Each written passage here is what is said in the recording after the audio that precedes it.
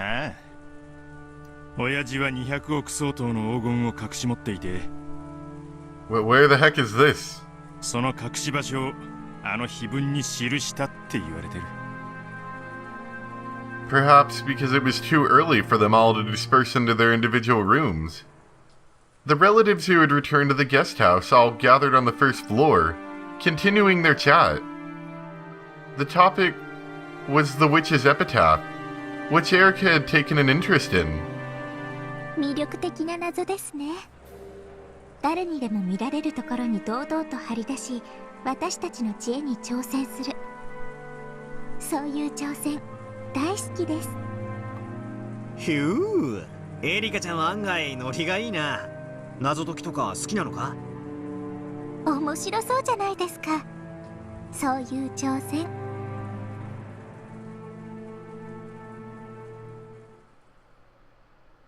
When she said that, the adult stopped moving and slowly turned to face Erica. どうしてそう思うの？ Eva Obasan spoke with a coaxing voice. Though there had been whisperings between the relatives every now and then that the person who solved the Epitaph's riddle might be given the family's inheritance. That had been nothing more than wishful thinking, since such a thing had never been specifically stated. And yet, though she had only read it once, this outsider had already reached that conclusion. How would she come to it? No, that's not the problem. If you solve the epitaph, you can become the next head. She wasn't trying to make it sound like wishful thinking, but an outright fact. So they closed in around Erica, asking why she was so sure. 大富豪が謎を解いた者に富を譲るというのは割とよくあるシチュエーションです。Is it really? そしてご当主の金蔵さんはその碑文を新聞に載せたのではなく、お屋敷の中に掲示しました。つまりこのお屋敷の人間を対象にした謎だということです。I suppose that's a pretty good observation. そうだよな。この屋敷の中である以上、この屋敷に出入りできない者には解きようがない。つまりこの屋敷の人間にじいさまは挑戦してきたってわけだ。グッド、良い思考です。あの碑文が屋敷内にあったという一時からでもその程度のことを読み取ることが可能です。 At first, this Furuto Erica girl had seemed to be the fairly silent type. But apparently that wasn't the case. When she grew excited about being challenged to a game of wits, she became much more talkative than I had imagined. なるほどな。屋敷の中に碑文があるんは、屋敷の人間に読ませるためってのは確かに道理や。でも家督を譲る相手までも選ぶというのは言い切れるものなの？この謎を解いて得られる宝がほんのささやかなものでしかないなら、私もそこまでは思いません。そうよね。隠された黄金の価値は200億。それはまさに後ろ宮家の財産そのものだわ。それを受け継ぐということは後ろ宮家を引き継ぐことと限りなく同じ意味です。つまり碑文に込めた黄金の隠し場所という謎は後ろ宮家の実質的な後継者選びに他ならないということです。 The idea that the person who solved the epitaph would be chosen as the next head was something that had been floating around between a few of the relatives for a while now. However, since that had never been stated specifically, it had been nothing more than an optimistic dream. Thinking this, they had decided to abandon all consideration of this point until it could be made clear. Erica had clearly declared that this uncertain part was, in fact, true. If one of the relatives had said it, people would have thought it to be merely an optimistic dream. However, when Furuto Erica, a complete outsider, declared this, her words seemed more credible than they otherwise would have. Everyone remained silent for a while, slowly considering what those words implied. ただ碑文がそこに存在するだけで、フルドエリカはこの程度の推理が可能です。いかがでしょうか、皆様方。横やりで申し訳ねえけどさ、一応はうちの父さんが次期当主なわけだぜ。隠し黄金を誰が見つける云々はともかくよ、見つけたら当主ってのはそういうことにはならねえんじゃねえかよ。Jessica thought the treasure hunting part of the epitaph was really fun. However, she couldn't help but let her expression grow bitter once they started talking about undermining her father's position. 私の推理から演繹する限り、金蔵さんは次期当主のクラウスさんに円滑な当主継承を望んでいないと考えられます。どうしてだよ。莫大な財産を持つ後宮家の当主なら、政治的な意味で様々な影響力を持つことになるでしょう。ならば本来その継承は厳格であり、一切の紛れが入るべきではありません。そうね、うちの人の好きな戦国武将の話でもよくあるわ。跡継ぎ候補が複数いたりすると大抵お家騒動の火種になる。そやな。だからトラブルを未然に防ぐためにしっかりと後継者を指名しておくのが大切なんや。時には競合する後継者を粛清することさえあるんやで。Even the Sengoku commander Hideyoshi admired. Toyotomi Hideyoshi made his son-in-law Hidetsugu commit seppuku. But it was rumored that he might have done this to make Hideyori, who was his real son and born after Hidetsugu, his true heir. In other words, naming its successor was a way to make it generally known that a single unique person would be acknowledged by everyone as the successor, and a way to remove any chance of another person becoming an opposing candidate. グッド。まさにその通り Is です。 she gonna say that a lot? I feel good. あのような碑文の存在はクラウスさんの次期当主の肩書きを危ぶませる意味しかありません。つまり金蔵さんがクラウスさんに当主を円満に継承させたいと願うなら、あのような危険なものをわざわざ人目にさらす理由がないわけです。そうね。チェス盤をひっくり返せば確かにそう言える。当主は継承するけれども200億の黄金は譲れない、解けた誰かに譲るというのはおかしな話だわ。 Kinzo would give up the title of head, but he would only give up the 20 billion yen in gold to the person who solved the epitaph. You really couldn't call this passing on the headship in the truest sense. そういうことです。以上の推理により、金蔵さんがクラウスさんを本当に後継者だと認めていたか怪しむことができるわけです。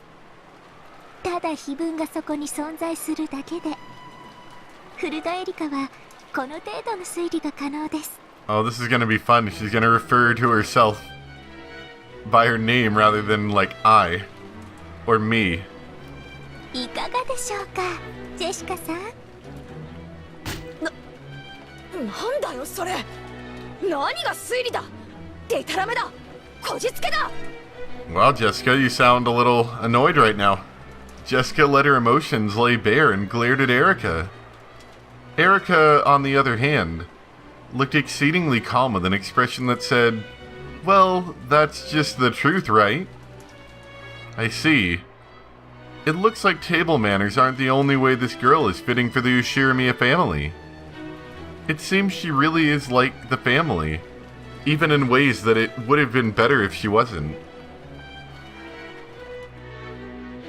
まあまあ、落ち着けよジェシカ。 What an interesting addition to the story. エリカもそれくらいにしろって。まあその後継者云々の話は置いといてもやな。いずれにせよお父さんからのビッグクエスチョンやというのは間違いないやろな。200億やで。マリアちゃん、もし見つけたら何に使う？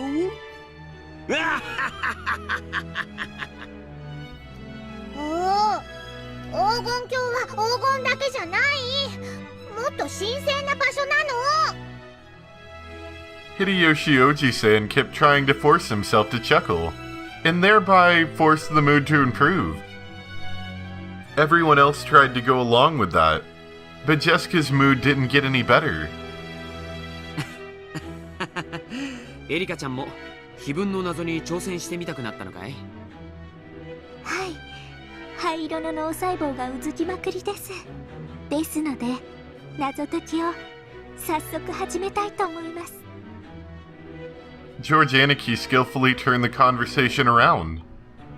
Just like the time she had made everyone laugh in the dining hall, Erica looked about with gleeful eyes and jumped at the chance. 気に入ったわ。せっかくエリカちゃんが面白がってくれてるんだし、また去年みたいにみんなで謎解きをしてみましょうよ。私コーヒー入れるわ。欲しい人は手を挙げて。マリアはダメよ。眠れなくなっちゃうでしょ。マリアもブラック飲む。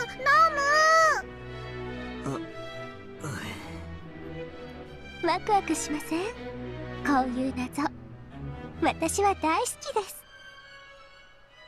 Erica said that and smiled, even though she must have known that she'd ticked Jessica off and made the atmosphere sour. She just smiled nonchalantly.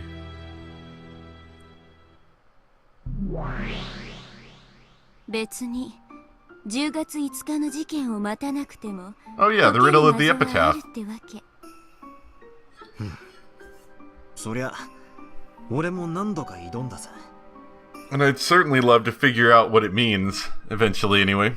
だがでもさっぱりわからなかったから投げ出して考えるのをやめたでしょ。 It annoyed me, but I didn't have a good counter for that. After all, I don't get the epitaph at all. I don't even know what the beloved hometown means, much less the parts about the Sweetfish River in the key, thinking that a few more hints would show up if I waited. I kept on waiting, and just stopped thinking. あなたなりの答えは準備できてる？私が今から解いちゃうから。何？ベルンはね、ここで碑文の謎を解いちゃったのよ。さすが奇跡の魔女ね。解ける謎であるならば難易度に関係なく必ず解ける。今度は解くのに何年かけたの？失敬ね。かけらをほんの数百個ほど漁っただけじゃない。やっぱり恐ろしいわ、あんたは。それは赤で答えをいきなり語るとかそういうインチキじゃねえんだろうな。安心なさい。あなたと同じプレイヤーとしてのルールにのっとってよ。じゃあ始めようかしら。ここじゃ狭いわ。海の上で話しましょう。オッケー、酔わないでね、パトラー。海って何の話だRight after I thought the world had turned pitch black, I was struck by a strange floating sensation. It must have felt like suddenly having the floor drop from under you, sending you into a bottomless pitfall.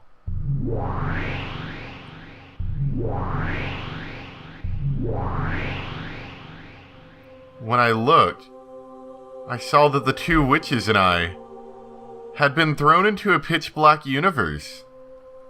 In this space, every direction was covered in an endless darkness, and it felt like an endless expanse filled with countless glittering objects.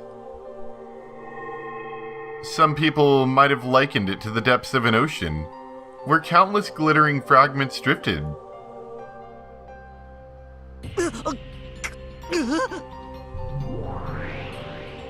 酔うなと言ったのに。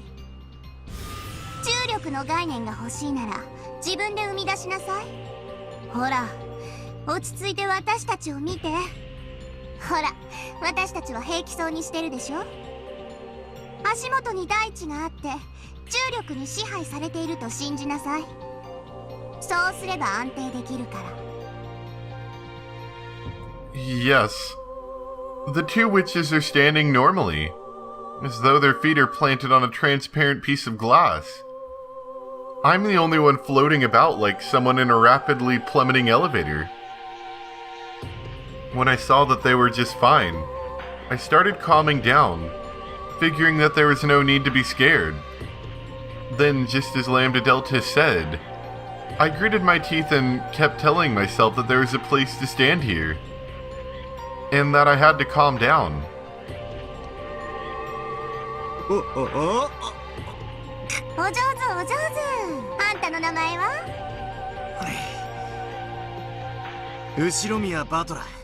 他の誰に見えるよ。オッケー。自分の意志、感情、姿や形を決して喪失してはダメよ。ここは海なんだからね。意味を喪失すれば永遠の深淵に落ちて海の藻くずよ。気をつけなさい。I don't get what Lambda Delta is saying, but I should calm down for the time being. It seems that I gain my equilibrium the more I calm down. Gradually, that weird floating feeling, like I was falling forever, began to disappear. It still felt strange, like trying to stand up straight at the bottom of a deep pool, but it was much better than before.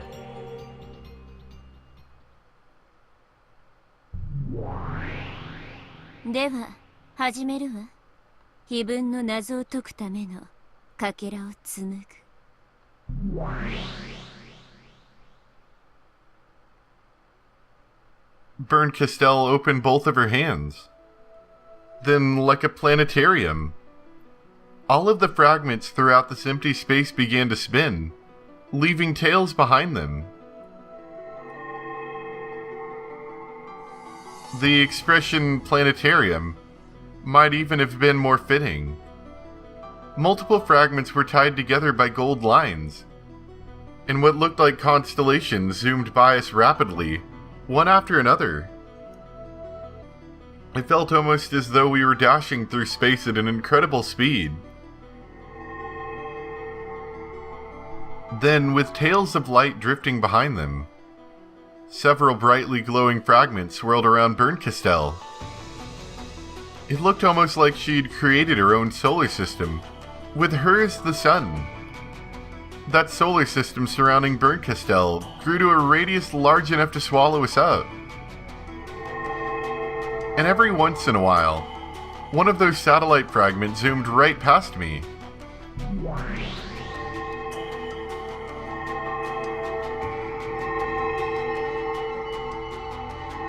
Everybody remember all those? When those fragments passed right by me, it felt as though some kind of memory welled up inside of me. So I sensed it. These fragments are probably like a crystallization of memories. 記憶じゃないわ。世界のかけらよ。まあ、あんたには記憶のように感じられるだろうけどね。では始めるわ。まずはこのかけらから。One of the satellites in the solar system was slowly sucked into an inward trajectory with Bern Castell at the center. After drawing a spiral and approaching her, it settled down on the palm of Bern Castell's outstretched hand. Then it glittered brightly, painting over the world with pure white.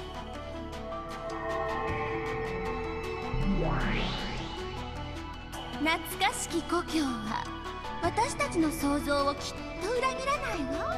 Oh, is this pulling up, when Eva figured out the riddle. お父様が唯一懐かしむ過去は少年時代だけだもの。覚えてるぜ。これは第3のゲームでエヴァおばさんが碑文の謎を解く直前にしていた自分の中の魔女とやらとの考察だ。そうよ。そしてこの考察から彼女は正解を紡ぎ出した。つまり正解へ至る重要なヒントを示すかけらということ。つまりこの推理は間違っていないということなのよ。つまり懐かしき故郷とやらば何かの比喩でも何でもなく、そのままじいさまが少年時代を過ごした故郷と読み取っていいということなの。そういうこと。そして少なくともそれは小田原ではないわ。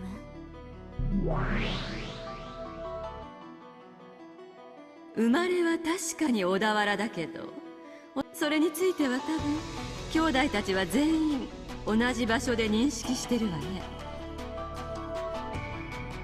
そうね、多分小田原じゃないわね。聞いた話ではとても楽しい少年時代だったそうよ。そうだな。エヴァおばさんたち兄弟は小田原であることを否定していた。いや、それどころかみんなはじいさまの故郷がどこか察しているようだった。そう。そして意地悪なことにそれがどこなのかはどのかけらでも語っていない。そりゃそうでしょう。それを教えてあげちゃったらヒントが過ぎちゃうわ。難易度の高い謎でなきゃ意味がないんだから。あらいけない。これもヒントになっちゃうわね。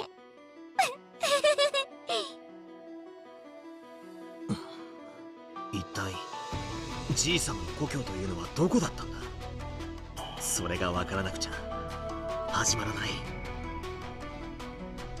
始まらないから思考を停止したわけ。住み得た場所である以上それは有限の範囲内だわ。まあここが一番辛いところなんだけれど。お前は確か解ける謎である限り絶対に解ける魔女だったな。つまりお前はその有限の範囲内、つまり地球上の全てがじいさまの住んでそうな土地を全て想定して考えたのか。そうしてもいいけれど、それじゃあ時間がいくらあっても足りないわ。だからさらにヒントを加味して答えを絞る必要があった。自分で言ったじゃない。水の流れる川かどうかわからないって。あゆという言葉がそんなにもややこしいなら忘れてしまえば。川で考えるの。川で。家系図という連想は悪くないわ。その要領で川から連想するものを他にも考えてみて。故郷を貫くアユの川。しかしその川は本当の意味での川ではない。エヴァは川から連想できる他のものを考えたわ。そうだな。しかし川じゃないならアユって何なんだ。考えなさい。故郷を貫く川。でも水の流れる川じゃないわ。川のようにも例えられるもの。Like, are we talking like a transportation route, like a road? 懐かしき故郷を貫くアユの川。エヴァは故郷がどこか分かってたからアユというヒントを切り捨てて考えたけど、故郷を知らない私たちにはヒントになりうるかもしれないわ。アユの川に悩みすぎたわ。アユなんて大した意味ないじゃない。そんなことないわよ。立派なヒントだったじゃない。まあ確かにアユである必要はなかったかもね。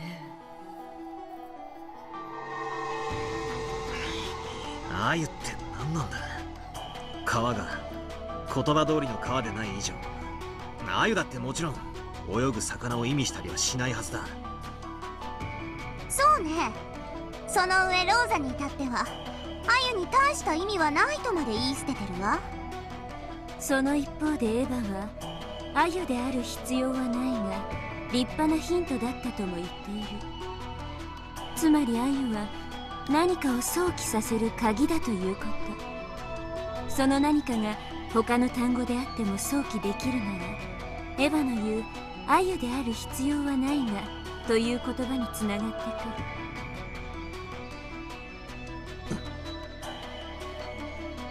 From these thoughts, Eva Obasan formed some theory, went to the archive, and looked through some books and verified that she was right. In short, Eva Obasan formed some theory about the true nature of this Sweetfish River running through a hometown. Then, she opened a certain book to determine whether that theory was correct or not. In other words, this theory was something that could be verified through some kind of book. Also, after she figured out what the Sweetfish River was, she figured out the rest of the riddle very quickly. 良い思考よ。碑文は川を下ればやがて里ありと続く。エヴァはその時点ではそこから始まる産業の謎を解けてはいなかった。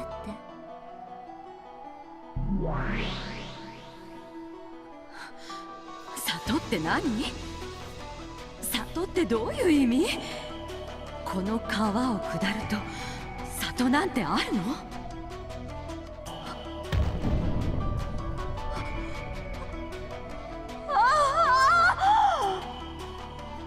？Right before my eyes, the pieces that I hadn't been able to understand began to snap into place all by themselves.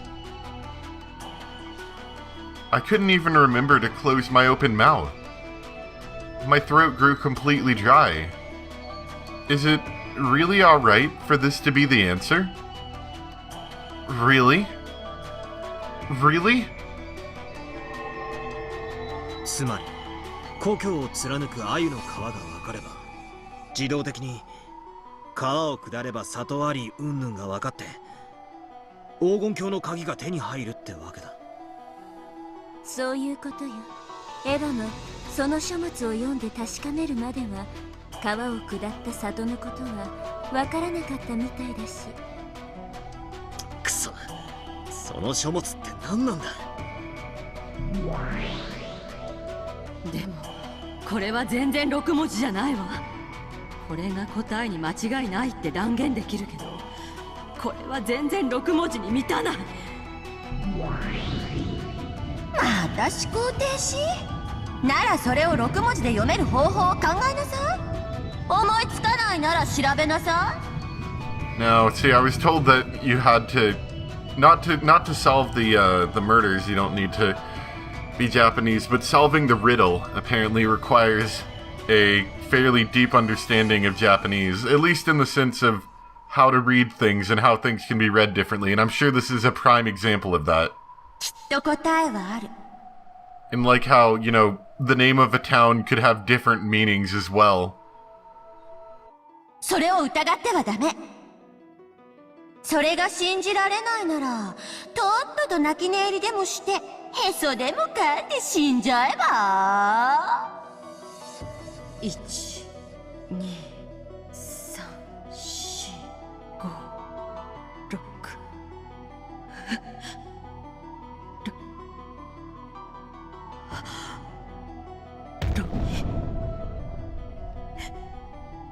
見つけた。これが鍵。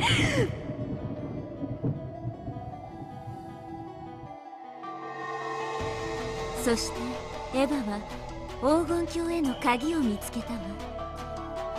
ああ、そしてその鍵というのは6文字の何か。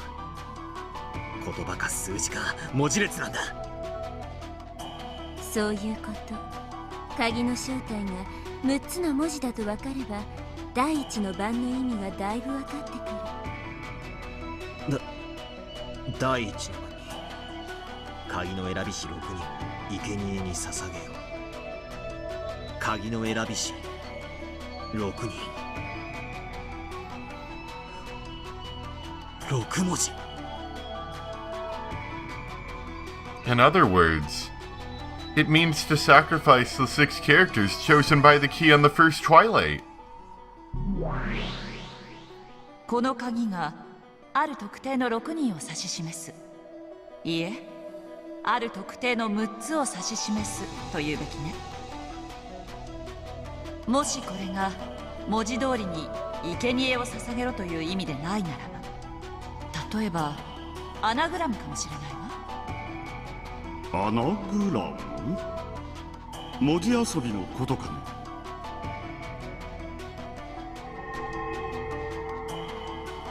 Yes. Kyrie-san has been thinking that way ever since that moment. 第2の番に残されし者はとある。ということは、少なくともその何かは有限の文字数なのよ。そこから6文字を抜いて残った文字で話を進めろと読み解けるわ。つまり第一の番に6文字以上の文字列から鍵である6文字を殺し、残った文字でどうにかしろという意味なんだ。 Yeah, that sounds like something I'm not going to be able to figure out.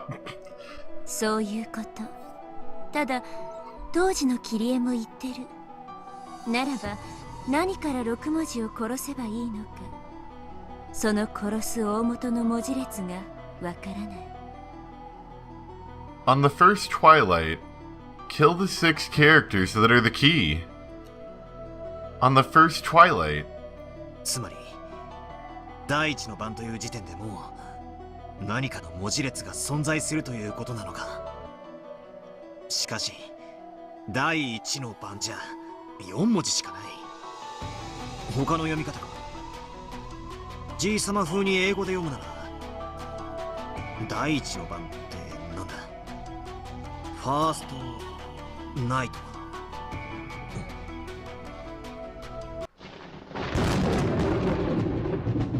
グッド。 Good. バトラさんのその考え、なかなかです。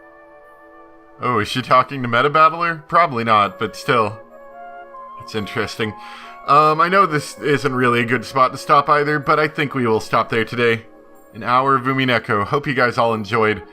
You know, I don't want anyone to feel like that I don't give enough time to Umineko. Because I know some other, you know, I feel like that sometimes that comes across as that. You know, I'll go and do an hour and a half of some other series, and then an hour, you know, another series, and then only half an hour of Umineko. But I don't really think of it as that, and I'm not sure if this comes across exactly how I want to say it. But Umineko is such a long series that while it does have a direct impact if I do a lot of it at once, at the same time it's still going to take quite a while for me to get through it. So I think I should just go at a comfortable pace through it, because if I try to cram too much into it, and the idea that I can get through it faster, I think I'm gonna enjoy it a lot less. And, you know, and I do enjoy, you know, doing it for an hour or more at a time. But sometimes that's just far too stressful on me, and I can't quite get to it. And sometimes I just, you know, the game, you know, Umineko is a slow game, and that's, you know, one of, I mean, while there's a lot of good things about it, that is one of the problems it has. It is very slow. They can spend 3 hours talking about the same topic. So, in that regard, I can find Umineko to be a little bit less desirable to do a long recording of. And I hope everyone understands that. I'm not quite sure I said that properly, but I think that's the best I'm going to be able to say right now. Is that I don't want this to become uncomfortable. I want to go through it at a comfortable pace that I have fun with. And sometimes that means I go through it a little bit slower. Because, I'm not always interested in doing it. If that makes sense. And I feel like I'm not saying it right again, but yeah, that's what I'm gonna stick with for right now. But regardless, I hope you guys enjoyed. I'm still very much enjoying the series as a whole, regardless of its ups and downs and slow speed at times. It is definitely picking up with a new character and kind of throwing the general formula for the game into a whole new perspective and in a way that I'm quite enjoying. But anyway, yes, that was a lot of rambling. Thank you once again for listening. I know I do that from time to time. And I hope you guys enjoyed. And next time we'll come back for some more Umineko, where apparently Best Detective will continue to tell us more. Maybe even solving the riddle of the Epitaph. Something that I just don't quite think that I'm going to get any progress on by myself due to the language barrier. I'll see you guys next time. Bye!